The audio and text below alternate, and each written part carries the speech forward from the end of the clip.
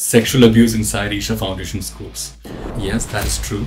An FIR has been filed against a former student who was a minor at the time and also against 4 Isha staff members. The couple who held the press conference claimed that their son was sexually assaulted at Isha and that the foundation did nothing about it. Now let me ask you a few questions. Why would she continue to have her first son study in the same school if it was not safe for him? Would Anjana dare to demean the rituals of any other faith? Namaskaram everyone.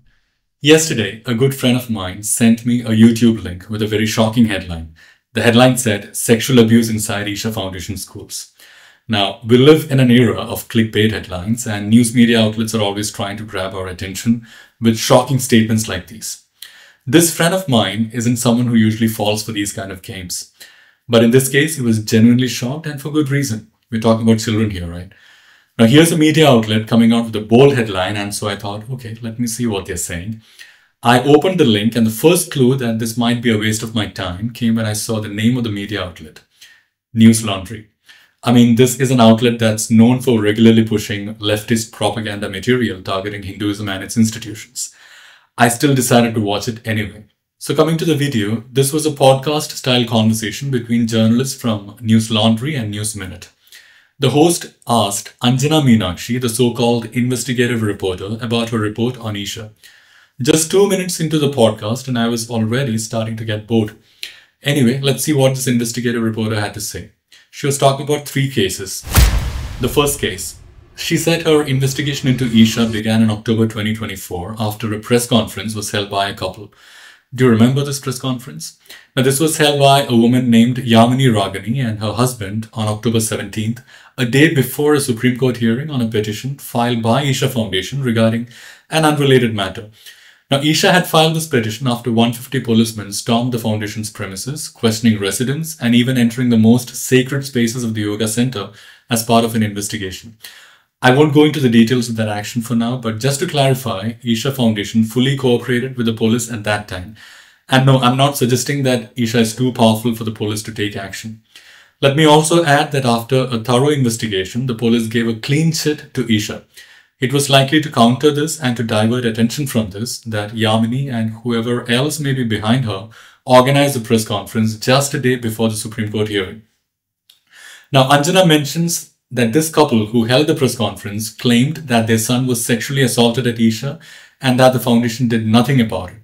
She also notes that an FIR has been filed. Yes, that is true. An FIR has been filed against a former student who was a minor at the time and also against 4 Isha staff members. Now, Isha, however, has come out with a statement clarifying that this was a bullying incident between 2 minors. In fact, the Isha homeschool issued the other student a migration certificate soon afterwards. The couple's son continued studying at the same school for the next 2 to 3 years. In fact, Yamini also applied to have her younger son admitted to the same school. And guess what? She even volunteered there during the year 2023-24.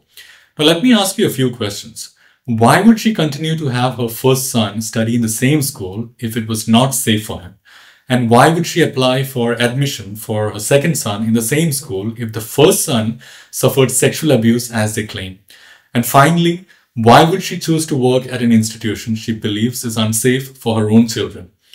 Anyway, her services were terminated in March 2024 after complaints were received about her behavior from other students and parents. Now clearly, Yamini wasn't happy and had been plotting her next move.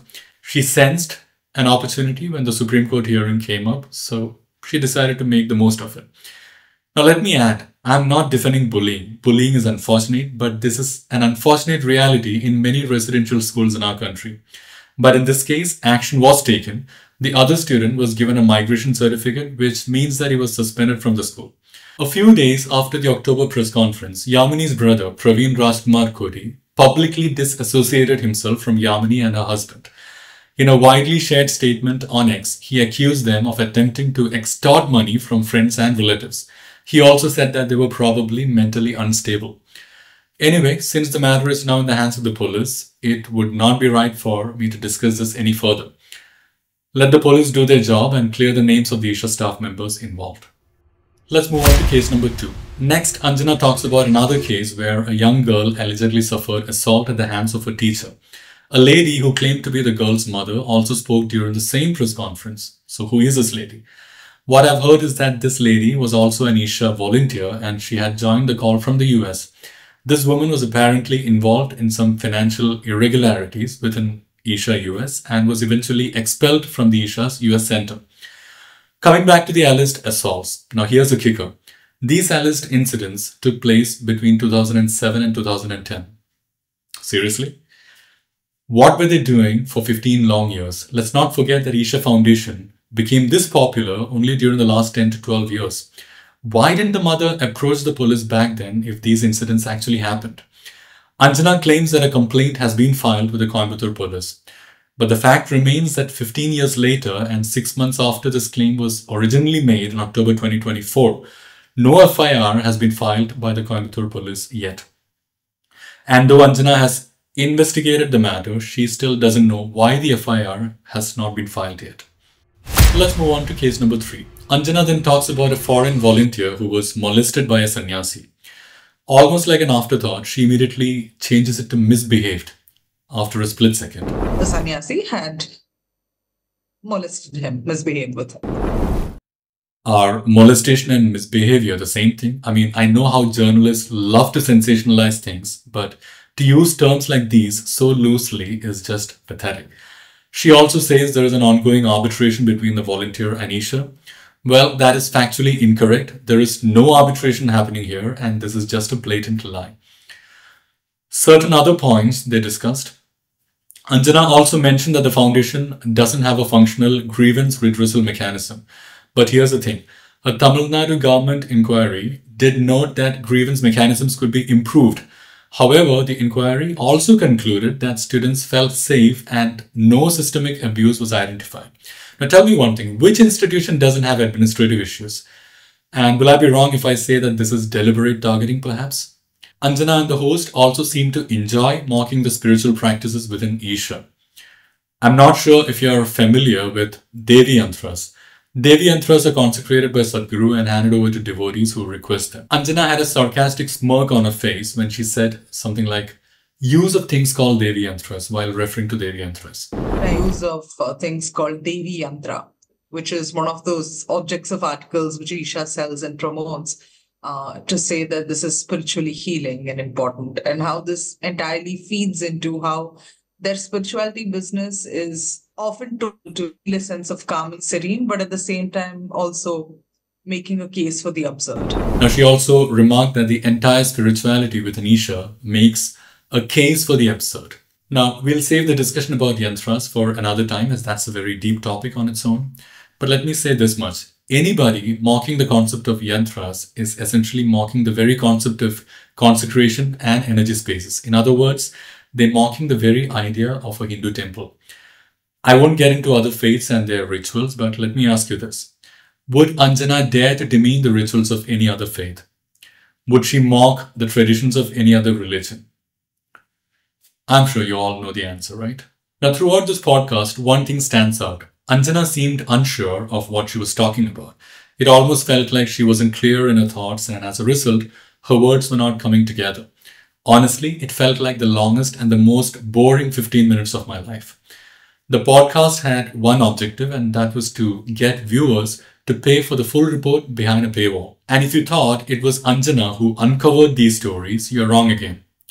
Her previously unknown journalist, Shyam Meera Singh, became popular overnight after he made a video about these exact same stories just 2 to 3 months ago.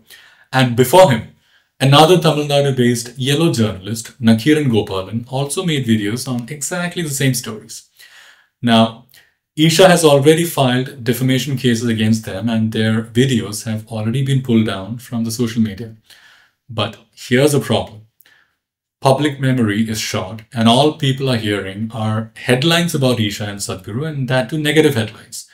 This is enough to damage the reputation of an organization that has done incredible work to transform our lives.